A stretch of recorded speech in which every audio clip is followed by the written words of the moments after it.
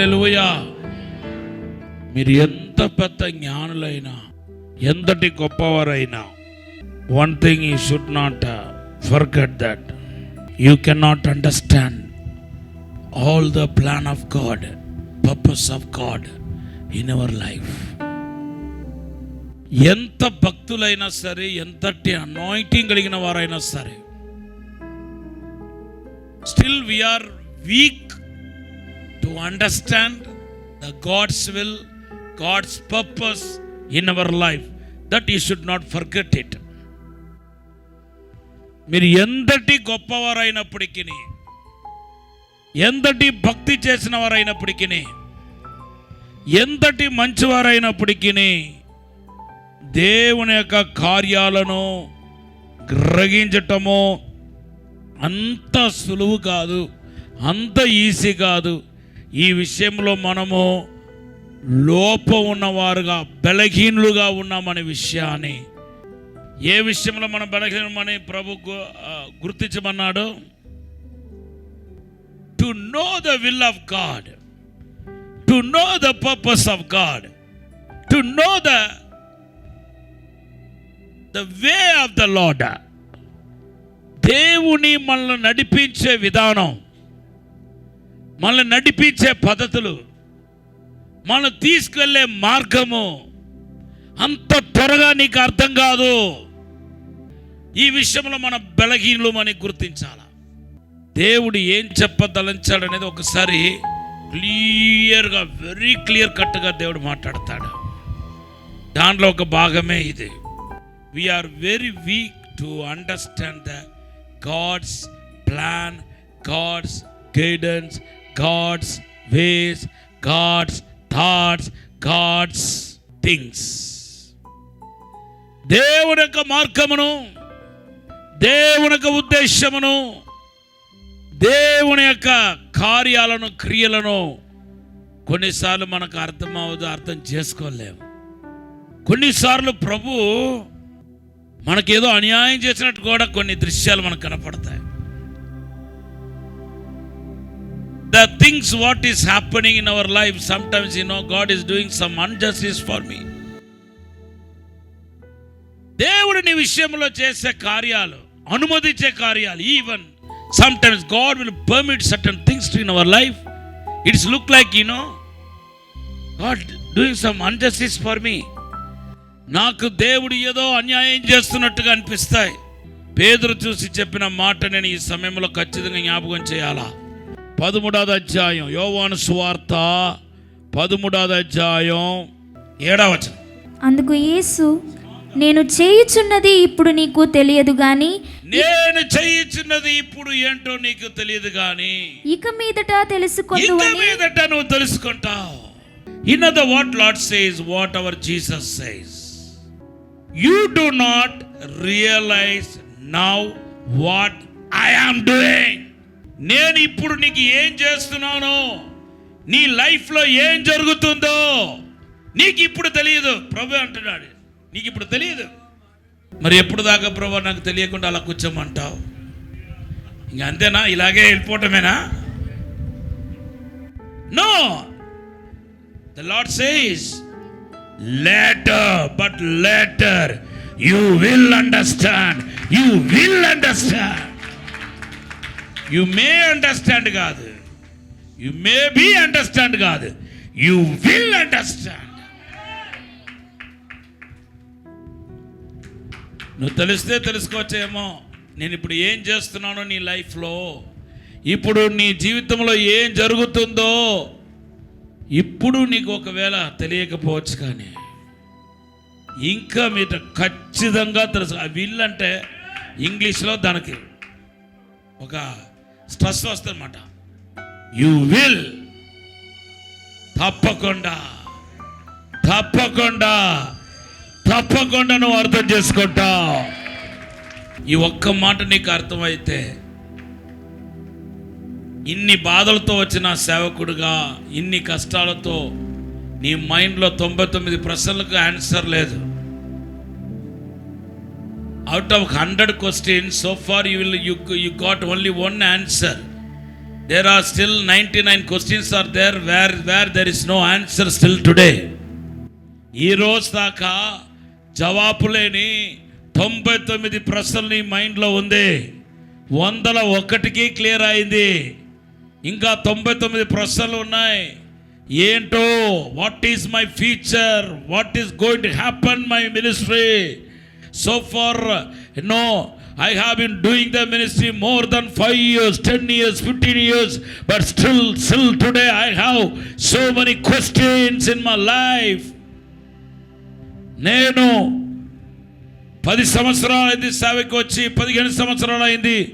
ఇంకా నా జీవితంలో జరుగుతుంది ఏంటో, జరగబోతుంది ఏంటో, జరిగేది ఏంటో నాకు అర్థం కావట్లా. ఎందుకు ఇలా జరుగుతుందో నాకు అర్థం కావట్లేదని మీలో ఎంతో మంది బాధపడతా, దిగులు పడతా ఉన్నారు. మరలా చదువుతా. అందుకు యేసు, నేను చేయుచున్నది ఇప్పుడు నీకు తెలియదు గాని ఇక మీదట తెలుసుకుందు అని అతనితో చెప్పగా, హల్లెలూయా. You do not realize now what I am doing, but later you will understand. Later you will understand what all the Spirit of the Lord permitting in our life. You may not understand now. Don't bother about it. Tomorrow when time will come, the Spirit of the Lord will reveal why it happened to you, what is going on in your life, what happened in your life.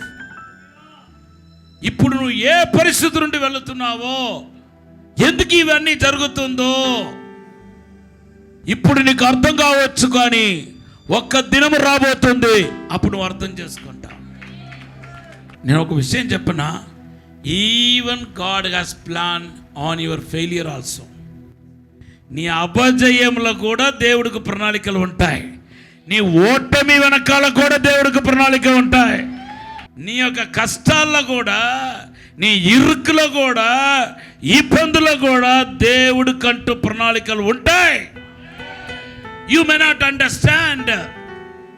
నీ సేవలంతా పడే ప్రయాసంతా నిష్ప్రయోజనమైనట్టే, ఏదు మనకు కలిసి రానట్టే ఉంటుంది. అప్పుడు car లేదు. నేను Dayakar Sheba brother, అప్పుడు ఆయనే శిష్యుడిగా ఉన్నాడు. మేము ఇద్దరు కలిసి ఒక ఊరు వెళ్ళాం.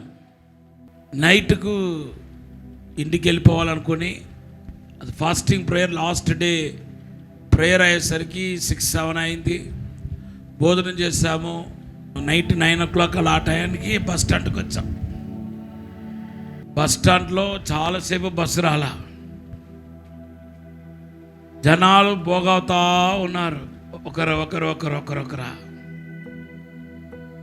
నేను లాస్ట్లో శిష్యుడితో చెప్పాను కదా, వీళ్ళందరూ ఎక్కడికి వెళ్తున్నారు అడుగు. ఎవరిని అడిగినా రాజమండ్రి అంటున్నారు. అయితే మనకు ఎక్కడ ఖాళీ దొరుకుతాయి? మనం అసలు సీట్లో కూర్చోగలుగుతామా?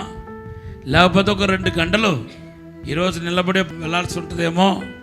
ఇప్పటికే నిలబడి ఫాస్టింగ్ ప్రేయర్లో నిలబడి అరిచి కాలంతో నొప్పిగా ఉంది.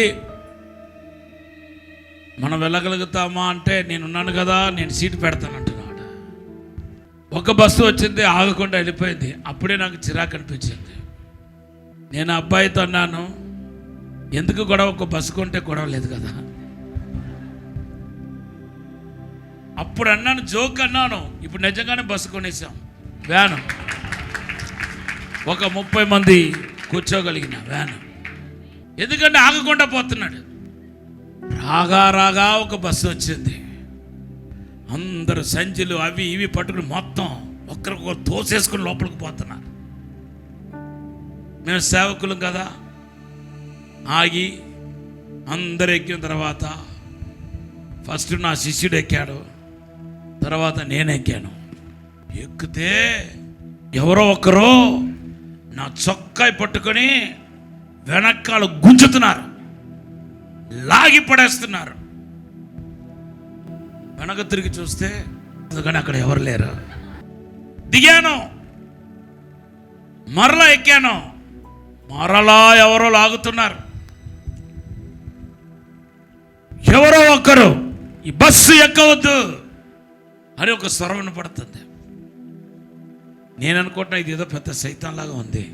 అక్కడ వెళ్ళకుండా దెయ్యం ఇప్పుడు ఇక్కడికి వచ్చి మన దగ్గర ఆటో చూపిస్తుంది. ఎక్కడ వెళ్ళకుండా దెయ్యం? ఫాస్టింగ్ ప్రేయర్లో వెళ్ళకొట్టిన దెయ్యం ఇప్పుడు వచ్చి నాతో ఇక్కడ ఆడుకుంటుందేమో అనుకుంటున్నాను నేను. మూడోసారి మరలా స్వరం వినపడుతుంది, లాగుతున్నారు. నేను ఆ బస్సు ఎక్కటం దిగటం ఈ కండక్టర్కి ఎలా ఉందంటే డ్యాన్స్ లాగా ఉంది. వాడికి ఎక్కడెందుకు కోపం వచ్చిందో, ఎవరా నువ్వు, ఇదేంటి డ్యాన్స్ ప్రోగ్రామ్ అనుకుంటున్నావా, నువ్వు ఎక్కు దిగుతున్నావు అని డబారును తోసేసి డోర్ వేశాడు. మనస్సులో వెర్రి బాధ. నేను చేయుచున్నది ఇప్పుడు మీకు తెలియదు గాని ఇక మీదట తెలుసుకుంటావు అని దేవుడు మాట్లాడి ఉంటే బాగున్నావు. అప్పుడు లేతగా ఉన్నాను దేవుని స్వరం వినటంలో. అప్పుడే ప్రారంభం. I was beginner learner, so I couldn't understand that much. కానీ ఆ రోజు దేవుడు మాట్లాడారు, what I'm doing now you may not understand, but later you will realize it. అలా కూర్చున్నాను. స్తోత్రం చెప్పడం మాత్రం మానలా. ఎందుకంటే మనమందరం కష్టాలుండి వచ్చిన వాళ్ళము. మనమందరం అప్పటికే నలా కొట్టబడి ప్రభులోకి వచ్చాం, సేవకి వచ్చాం. కొద్దిసేపు తర్వాత ఒక ఖాళీ ట్యాక్సీ వచ్చింది, అంబాసిడర్ కారు. రాజమండ్రి కార్లతో వెళ్ళిపోతాం, కానీ టికెట్కి డబుల్ అన్నా ట్రిపుల్ అన్నా మనం ఎక్కవద్దు. నైట్ అంతా కూర్చుందాం, ఏదైనా ఒక బస్సు వస్తుంది చూద్దాం అని ఆ అబ్బాయితో చెప్పాను. అతనికి వెళ్ళి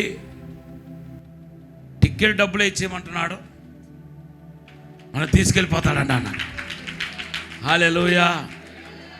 ఇందుకా పోలు దేవుడు బస్సు ఎక్కించకుండా కారు ఎక్కించాడేమో అనుకుని నేను సరదా పడతా ఉంటే మరలా అనిపిస్తుంది, లేదు ఏదో మనసులో భయం, లోపల ఏదో తెగులు ఆవరించినట్టుగా, మనసులో ఏదో ఒత్తిడి, సంథింగ్.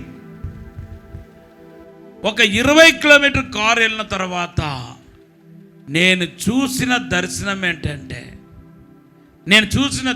ఏంటంటే మీ అందరికీ ఈరోజు వాక్యం చెప్పాలో ఏమో, అందుకొరకే దేవుడు నన్ను రక్షించాలనే ఉద్దేశంతో నేను ఎక్కాల్సిన బస్సును ఎక్కకుండా చేసి దేవుని బిడ్డ ఒక పెద్ద యాక్సిడెంట్. అక్కడ బస్సు వెళ్ళి ఇంత లావు చెట్టు, ఆ చెట్టులో బ్రేక్ అయిపోయిందంట, బ్రేక్ ఫెయిల్ అంట. ఆ ఆర్టీసీ బస్సు గట్టిగా కొట్టేసరికి ఒక్కొక్కరికి చేతులు ఇరిగింది, కాలు ఇరిగింది, ఎముకలు ఇరిగింది, కొంచెంమంది పసిపిల్లలు చనిపోయారు. కేకలు, అరుపులు. అప్పుడు 108 కూడా లేదు, రక్తం మొత్తం, బస్సు అంతా రక్తం, కేకలు. అప్పుడే ఒక 15-20 నిమిషాల క్రితం యాక్సిడెంట్ అయినట్టుంది. పెద్ద పెద్ద కేకలు, అరుపులు. ఒక్కొక్కరు ముళ్ళు తుప్పలు కూడా పడి ఉన్నారు ఆ యాక్సిడెంట్కు. దేవుడికి నేను కావాలేమో మీలాంటి వాళ్ళందరినీ బలపరచడానికి, నాయకులుగా మిమ్మల్ని నడిపించడానికి దేవుడు ఉద్దేశించాడేమో. Let me say something. దేవుడు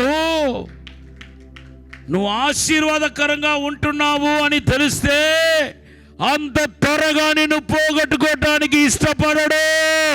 నిన్ను వెంటాడుతూ వెతుకుతూ వెంటే వచ్చి ఎలా నన్ను పట్టుకుంటాడు. ఒకవేళ నువ్వు తప్పుడు అడుగు వేసినా కూడా నేను అంటి వెంబడిస్తా ఉంటాడు. హల్లెలూయా. నీ వెంటే వస్తాడు. ఎంత దూరం పోతారా నాయనా అనుకుంటా నేను అంటి వెనకాలే వస్తాడు. యోవాను సువార్త 13:7. నేను చేయుచున్నది ఇప్పుడు నీకు తెలియదు గాని ఇక మీదట తెలుసుకుంటావు. నేను ఇప్పుడు నీ కొరకు ఏం చేస్తున్నా నీకు నొప్పిగానే ఉంటది. ఇప్పుడు నేను నీ విషయంలో ఆలస్యం చేసేది నీకు నొప్పిగానే ఉంటది. ద్వారాలు ముయ్యబడినట్టు కనపడటం సేవల్లో నీకు నొప్పిగానే ఉండదు. సమస్యల నుండి బయటపడకపోవటం నీకు నొప్పిగానే ఉంటుంది. Even now and then you are facing the financial problem, financial crisis, it may be painful to you. ఆర్థిక ఇబ్బందులతో సతమతమైపోవటం, ప్రభా నేనేంటి, నాకు ఎందుకు ప్రభా ఇంత బాధ, ఇంత కష్టాలు. ఒక అందమైన పాత్రగా తయారు చేస్తున్నాను, చక్కటి పాత్రగా నేను తయారు చేస్తున్నాను. నీకు అర్థం అవ్వట్లేదా? సూటిగా ప్రభు అడుగుతున్నాడు, నీకు అర్థం కావట్లేదా? ఆత్మీయ కొడుకు ఆత్మీయ కూతురులో వదిలేసి వెళ్ళిపోతే నొప్పి, సొంత కొడుకే తిరుగుబాటు చేసి వదిలేసి వెళ్ళిపోతే ఇంకా పెద్ద నొప్పి. సొంత పిల్లలే నీకు విరోధంగా తిరుగుబాటు చేస్తే ఇంకా నొప్పి. ప్రభువా ఎందుకు ఈ కష్టాలు, ప్రభువా నాకెందుకు ప్రభా ఈ బాధ? ఆగాగ చెప్తాను రా, I'm making you us a beautiful vessels. నేను ఒక అందమైన పాత్రగా తయారు చేస్తున్నా. ఇప్పుడు అది నీకు తెలియకపోవచ్చు, కానీ ఇంకా మీదట నువ్వు తెలుసుకోద్దు. మన అపజయాల్లో కూడా దేవుడికి ఒక ప్రణాళిక ఉంటుంది, దేవునికి చిత్తం ఉంటుంది. దేవుని యొక్క అపజయాన్ని కూడా ఆశీర్వాదకరంగా దేవుడు టర్న్ చేసేస్తాడు. Even your failure, even God can turn your failure into blessings. నీ అపజయాన్ని కూడా ఆశీర్వాదకరంగా చేస్తాడు. రోమాపత్రిక 8వ అధ్యాయం 28వ వచనం. దేవుని ప్రేమించు వారికి అనగా ఆయన సంకల్పం చొప్పున పిలువబడిన వారికి మేలు కలుగుటకై సమస్తమును సమకూడి జరుగుతున్నదని ఎరుగుదుము. హల్లెలూయా, హల్లెలూయా. దేవుని ప్రేమించే వారికి సమస్తము సమకూడి మేలు కొరకే జరుగుతుంది. How could we believe? And we know that for those who love God, all things work together for good, for those who are called according to His purpose. Yesanna గారంట ప్రారంభ దినాల్లో, గుంటూరు యేసన్న గారు ప్రారంభ దినాల్లో శారదా కాలనీలో ఒక కష్టపడి ఎవరో ఒకరి స్థలం ఇస్తే, అది కొంచెం స్లమ్ ఏరియా అంట. ఆ దినాల్లో కష్టపడి ఒక గుడిసె, ఒక తాటాకితో మంత్రం కట్టుకున్నారంట. ఓ సంతోషపడిపోతా ఉంటే సడన్గా ఒకరోజు పెద్ద వర్షం. ఆ వర్షానికి ఈ యొక్క మందిరం పడిపోయింది. దేవుడికి తెలియకుండా వర్షం వచ్చిందా? దేవుని యొక్క కళ్ళు కప్పేసి వర్షం వచ్చి పడిందా? అంతా దేవుడికి తెలుసు. కన్నీళ్లతో దేవుని పాదాల దగ్గర గడిపి ఆయనకు మనసులో వేదన, ప్రభా ఎంత కష్టపడి, ఇది తాటాకు చర్చ్ అయినా మందిరమైనా ఎంతో కష్టపడి నేను కట్టుకున్నాను, ఇది ఏంటి ప్రభా శోధన చెప్పి ఏడుస్తూ ఉన్నారా, బాధపడుతూ ఉన్నారంట ప్రార్థనలో. అప్పుడు ప్రభు అన్నాడంట, మందిరం కట్టరా బాబు అంటే నా దగ్గర డబ్బు లేదన్నావు, అదేదన్నా నీకు ఇంతకంటే బెస్ట్ మందిరం నేను కట్టించబోతున్నాను. ఇప్పుడు నువ్వు సచ్చినట్టు ఏం చేయాలంటే, ఇప్పుడు మంచి కాంక్రీట్తో పక్కా బిల్డింగ్ చర్చ్ నీకు కావాలి ఇక్కడ, అలా ప్లాన్ చేయి. అప్పుడే ఈ పాట కూడా రాశారంట, నేను వెళ్ళే మార్గము నా యేసుకి తెలుసు. శారదా కాలనీలే కాదు, ఇప్పుడు ఆ హోసన్న మందిరం చాలా పెద్ద మందిరం కట్టడానికి దేవుడు సహాయం చేశాడు. Behind the screen of our suffering there is a God's plan. నీ శ్రమలు వెనకాల, నీ కష్టం వెనకాల, నీ శోధన వెనకాల దేవునికి గొప్ప ప్రణాళిక ఉంది, దేవునికి గొప్ప ఉద్దేశం ఉంది, దేవుడికి పెద్ద ఉద్దేశం ఉంది. ఇంకా సూపర్ డిజైన్ రావాలంటే మిమ్మల్ని తీసుకెళ్ళి మీ ఇంటి వాళ్ళకి దేవుడు అప్పగించేస్తాడు. మీ ఇంటి వాళ్ళే మీకు శత్రులు. అత్తగారు, మామంగారు, తోడపుట్టినవాడు, వచ్చినవాడు, పోయినవాడు. దావీదు అంటున్నాడే, ఏయ్ నన్ను బాధ పెడుతున్నాడే, వాడు గనక నాకు శత్రువు అయితే ఎప్పుడో వాణ్ణి లయపరిచేవాణ్ణి. నన్ను బాధ పెట్టేవాడు శత్రు కాదు. అందుకొరకే నేను ఏం చేస్తున్నానంటే సహిస్తున్నాను, భరిస్తున్నాను. నాకు గనక దేవుడు రెక్కలు ఇచ్చేస్తే నేను అర్జెంటుగా వాడి దగ్గర నుండి పారిపోయి అరణ్యంలో నివాసం చేస్తాను. 50వ కీర్తనలో ఉంది 2-3. దావీదుకు దేవుడు చేసిన కార్యాలు, దేవుడు నడిపించే విధానం చాలా విషయాలు అర్థం కాలేదు, కానీ అర్థం చేసుకున్నాడు. దేవుడు అర్థం చేసుకున్నవాడు దేవుని ప్రశ్నించడు. If you understand God, you will not ask the question. Blindly you will believe all things. Even if you have love upon God, దేవుని మీద ప్రేమ ఉంటే కూడా, దేవుని మీద నీకు ప్రేమ ఉంటే ఆ ప్రేమను బట్టి నువ్వు ఏం చేయగలుగుతావు తెలుసా?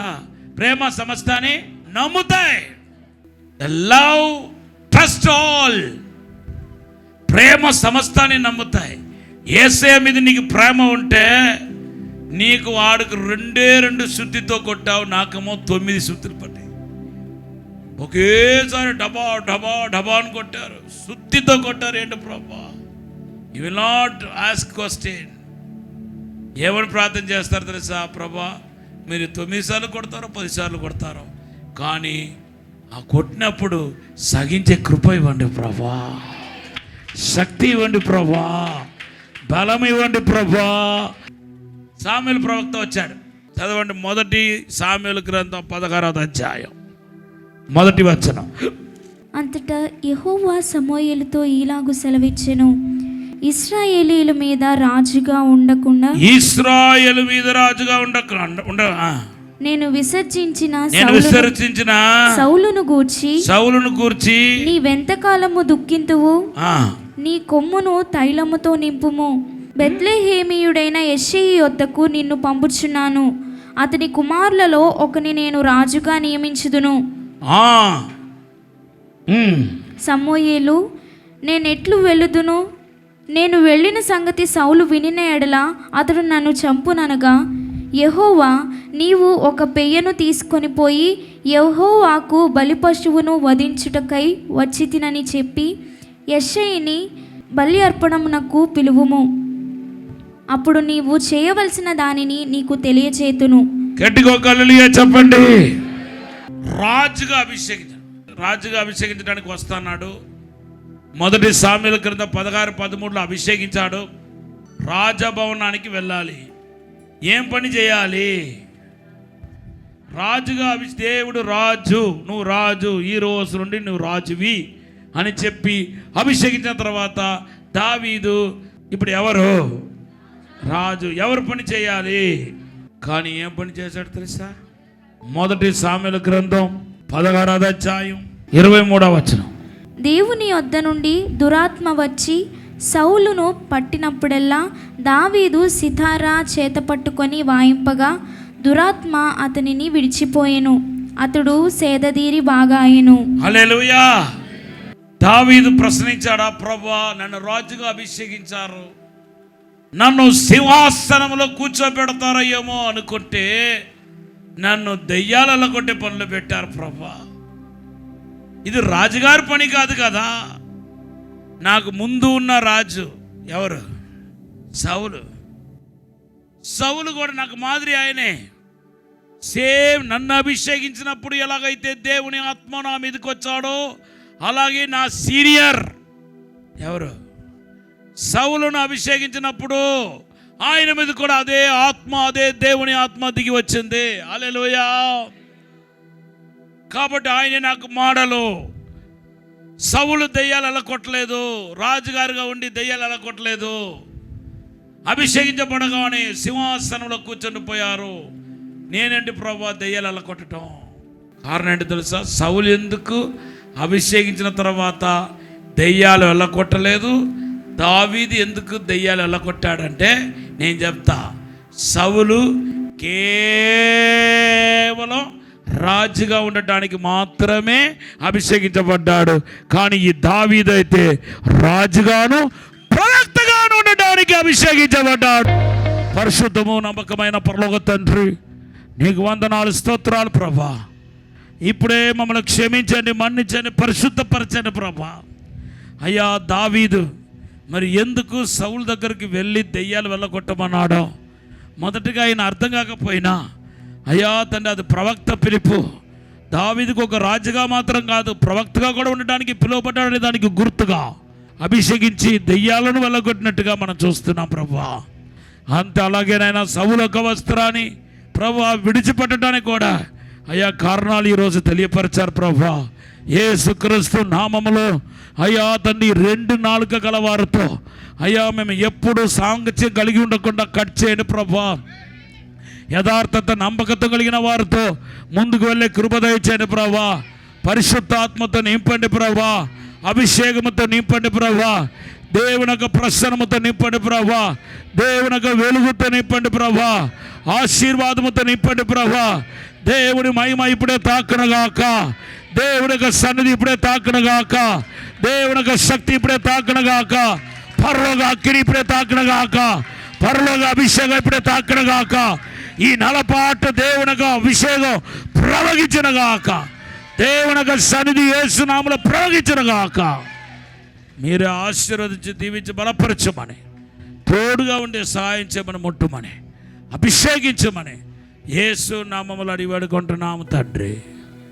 ఆమేన్.